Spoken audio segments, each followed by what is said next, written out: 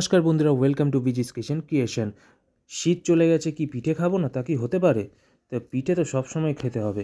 এরকম একটা ইউনিক স্টাইলের ভাপা পিঠে কিন্তু কখনোই মিস করা যায় না। এরকম গরম গরম ভাপা পিঠে যে হালকা চামচের চাপে বেরোলেই দেখবেন ভেতর দিয়ে বেরিয়ে আসবে পুরো গরম গরম গরম গরম গুড়ের পুর। তো এরকম কিন্তু মজাদার টাইপের ভাপা পিঠে খেতে হলে আপনাকে পুরো ভিডিওটা দেখতে হবে, আর চ্যানেলটাকে সাবস্ক্রাইব করতে হবে, লাইক করতে হবে, শেয়ার করতে হবে। তো খেতে কিন্তু খুবই মজার এই ভাপা পিঠেটা, একটু ইউনিক স্টাইলে দেখতে, আর বানাতে তো খুবই সোজা, খুবই চটজলদি, বেশি সময় লাগে না। তো একদম মজাদার নরম হয়, আর ভিতরের পুরটা যখন ভেতরে মুখে মেল্ট করে তখন তো আরও মজা হয়।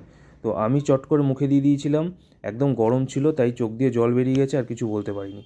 তো এইবার একটি পাত্রে আমি দিয়ে দিচ্ছি গুড়টাকে ভালো করে আমি এবার জ্বালনে দেবো। গুড় আমি মোটামুটি নিয়েছি ওই বড় চামচের 2-3 চামচ মতন নিয়েছি, যেরকম টাইপের আপনার পরিমাণ লাগবে সেরকমভাবে আন্দাজ করে নিয়ে নেবেন। ভালো করে গুড়টাকে কিন্তু জাল দিয়ে নিতে হবে।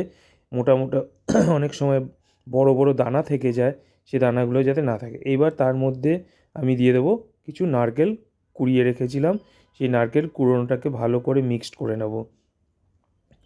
খুব সুন্দর করে পাক দিতে হবে। আর তারপর দিয়ে দেবো এলাচটাকে কিন্তু দানাগুলো না, আমি পুরো ছিলকা সমেতই মিক্সারে একটু ঘুরিয়ে নিয়েছিলাম। তারপর এইভাবে সুন্দর করে পাক দেব। এইখানে আমার একটা বড় ভুল হয়ে গেছে, সেটা হচ্ছে আমি গ্যাসে বসিয়েই আমি চট করে এদিক ওদিক হয়েছিলাম, চোখের আড়ালেই পুরো একটু বেশি পাকটা শক্ত হয়ে গেছিলো। কিন্তু আপনারা কিন্তু সাবধানে করবেন, আর এই পাকটা কিন্তু একটু নরম হবে, কিন্তু আমার ভুলের জন্য পাকটা একটু শক্ত হয়ে গেছিলো। তো আপনারা কিন্তু নরম করেই করবেন। এইবার যখন এটা পাকটা হয়ে যাবে, আপনারা এটা ঠান্ডা করতে রেখে দেবেন।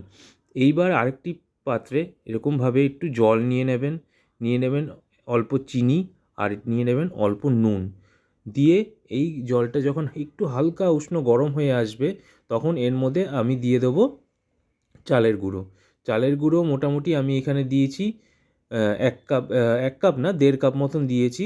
সেটা আপনারা আন্দাজ করে নেবেন, কারণ এই জলটা দিয়েই ওই চালের গুঁড়োটাকে দিয়ে একটা সুন্দর একটা নরম ডো তৈরি করব। এরকমভাবে কড়াইতে ভালো করে নেড়ে নেবেন আস্তে আস্তে। একটু জলটা বেশি হয়ে গেছিলো, তার জন্য আমাকে আবার একটু অ্যাড করতে হবে চালের গুঁড়ো। আর আমি এখানে একটু রঙটা আনার জন্য, ভাপা পিঠের রঙটা সাদা একটু বাজে লাগবে বলে আমি একটু হালকা ফুড কালার ইউজ করেছি। দেখেছেন খুব সুন্দর একটা নরম ডো আমি এখানে মেখে নিয়েছি। যখন একটু ঠান্ডা হয়ে এসে ভালো করে হাত দিয়ে প্রেস করে করে একটু নরম ডো করে নিয়েছি। এইবার এগুলোকে সুন্দর করে লেচি করে নিতে হবে।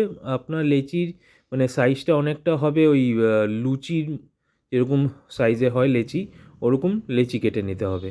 লেচি কেটে নিয়ে আপনাকে ওরকম হাতে তালুতে নিয়ে একটু চ্যাপ্টা করে ওই বাটি শেপ টাইপের করে নিতে হবে। এইভাবে যেরকম ওই পুর ভরা কচুরি, যেরকম কচুরি বানানো হয় কড়াইশুঁটি। তো এই গুড়ের পাকটা যেহেতু আমার শক্ত হয়ে গেছিলো, আমি নাড়ু শেপ দিয়ে নিয়েছিলাম। আপনারা কিন্তু নরমটাই দেবেন। আমার ভুলের জন্য এটা শক্ত হয়ে যাওয়াতে আমি শেপটা করে নিয়েছিলাম নাড়ুতে। তো খেতে কিন্তু কোনো খারাপ হয়নি, খেতে ভালোই হয়েছে, কিন্তু নরম হলে আরও বেশি খেতে টেস্টটা হয়। তো এইভাবে প্রত্যেকটা লেচির মধ্যে কিন্তু এইভাবে গোল গোল করে আপনারা চামচের সাহায্যে বা হাতের সাহায্যে এভাবে পুরটাকে করে নেবে। যেহেতু আমার পুরটা খুব শক্ত হয়ে যাচ্ছিলো, তার জন্য আমি নাড়ুর শেপ দিয়ে নিয়েছি সুবিধার জন্য। আপনারা তো নরম পুর করবেন, হালকা করে চামচ দিয়ে তুলে তুলে এইভাবে পুরগুলো এর মধ্যে ভরে নেবেন, আর গোল গোল করে পাকিয়ে নেবেন। খুব সুন্দর করে খেতে লাগে কিন্তু এই পিঠেগুলো। আজকালকার যে ইয়ং জেনারেশন, তারা তো পিঠে পি মানে হচ্ছে পিৎজা, পি মানে হচ্ছে পাস্তা, তারা পি মানে পিঠেটা তারা ভুলে গেছে। তার জন্য একটা ইউনিক একটু অন্যরকম দেখতে পিঠে বানাচ্ছি, যাতে আজকালকার ইয়ং জেনারেশন ছেলেদের একটু অ্যাট্রাকশন হয় এই পিঠেটার দিকে। কারণ তারা টেস্ট না করেই আগের থেকে পিঠে বলে মুখটুক বেঁকিয়ে দিয়ে চলে যায়। সেই জন্য যাতে এটা দেখতে একটু ইউনিক করছি, যাতে তারা অ্যাট্রাক্টেড হয় আর এই পিঠেটা টেস্ট করে। কারণ জানি একবার টেস্ট করলে কখনোই ভুলবে না এই পিঠের। তো এইভাবে সুন্দর সুন্দর করে পুরগুলো ভরে কিন্তু ভালো করে একটু গোল শেপ করে নিতে হবে। এইবার যেটা করতে হবে, এই গোলটা নিয়ে এরকম হালকা করে চাপ দিতে হবে, আর চাপ দিয়ে দিয়ে এরকম সুন্দর করে একটু শেপ দিয়ে নিতে হবে। এইবার একটু এই শোন নিতে হবে, যে আর মুখটা একটু বোথা টাইপের হবে, মানে একটু চ্যাপটা মুখ বোথা, সেই শোন দিয়ে এরকম সুন্দর সুন্দর আস্তে আস্তে আস্তে আস্তে করে একটা শেপ এরকমভাবে দিয়ে দেবো। অনেকটা ওই গাঁদা ফুল টাইপের দেখতে হবে, তো এরকম সুন্দর করে দিতে ভালো লাগে। আপনারা যদি অন্য ফুড কালার ব্যবহার করতে, যেরকম অরেঞ্জ কালার দিলে একদমই ভালো হবে। আমার কাছে অরেঞ্জ কালারটা ছিল না, এই হালকা লেমন কালারটা ছিল, তো আমি লেমন কালারটা, আমি সাধারণত খুব একটা ফুড কালার ইউজ করি না, কিন্তু এখানে আমাকে একটু কালারটা আনার জন্য ফুড কালারটা ইউজ করতে হলো। প্রথমে ভেবেছিলাম এরকম সাদা সাদাই করব, কিন্তু তারপরে দেখলাম না, ভালো লাগবে না, তার জন্য সামান্য একটু ফুড কালার ইউজ করে নিয়েছি। তো আরেকটা দেখিয়ে দিচ্ছি, এরকমভাবে আলতো আলতো করে টেনে টেনে, খুব বেশি জোরে প্রেশার দিয়ে টানবে না, কারণ আপনাদের যে ভেতরে পুরটা থাকবে সেটা কিন্তু নরম থাকবে, তাহলে ওখানে যদি আচমকা আঘাত হয়ে যায় তাহলে কিন্তু আবার বেঘাত হয়ে যাবে। তো দরকার নেই, এরকম আলতো আলতো হাতে এরকমভাবে শোন দিয়ে এরকম টেনে টেনে জাস্ট একটা খুব সুন্দর গাঁদা ফুল টাইপের শেপ দিয়ে নেবেন। তো দেখতে খুব সুন্দর লাগবে, ইউনিক লাগবে, আর আশা করি আজকালকার ছোটো ছোটো বাচ্চাদের অ্যাট্রাক্ট করবে এই পিঠে। এটা কিন্তু মানে অসাধারণ খেতে হয়, যেহেতু এটার কোনো ময়দা ব্যবহার করা হয় না, পুরোটাই একেবারে চালের গুঁড়ো, সেই জন্য খুব বেশি হার্মফুল না।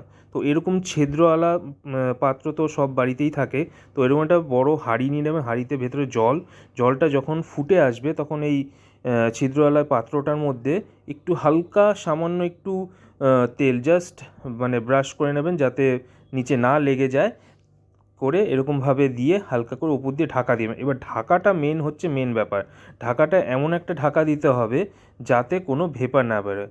তো এরকম ঢাকা দিয়ে 10 থেকে 15 মিনিট রেখে দিলেই কিন্তু এরকম সুন্দর একটি ভাপা পিঠে তৈরি হয়ে যাবে। দেখতে পাচ্ছেন হালকা হালকা করে গুড়গুলো ওই মাঝখান দিয়ে বেরিয়ে আসে, তো সেটাকে দেখতে আরও বেশি ভালো লাগছে। তো আমার এই ভিডিও যদি ভালো লেগে থাকে প্লিজ চ্যানেলটাকে সাবস্ক্রাইব করতে ভুলবেন না। তো আবার একটা নতুন ভিডিও নিয়ে খুব শীঘ্রই আপনাদের সাথে দেখা হচ্ছে। টাটা।